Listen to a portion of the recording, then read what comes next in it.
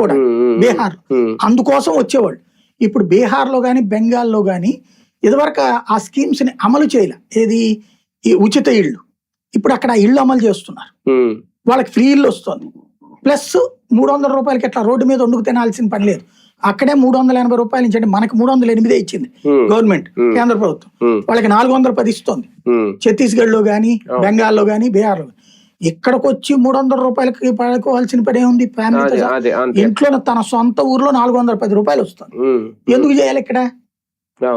దాన్ని బట్టి సంక్షేమం అనేటటువంటి దాంతో పాటు అభివృద్ధిలో పేదవాడి పాత్ర ఇక్కడ ఇంకొక మాట గుర్తుపెట్టుకోవాలి.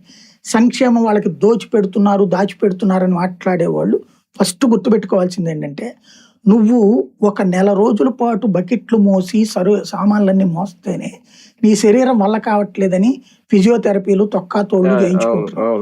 అదే సందర్భంలో నువ్వు 70 ఏళ్ళైనా 80 ఏళ్ళైనా బతుకుతున్నావు. వాడికి 35-40 వచ్చేటప్పటికి ఒక ముఠా కూలీకి కానీ, ఒక వ్యవసాయ కార్మికుడు కానీ శారీరకంగా అస్వస్థత వస్తుంది.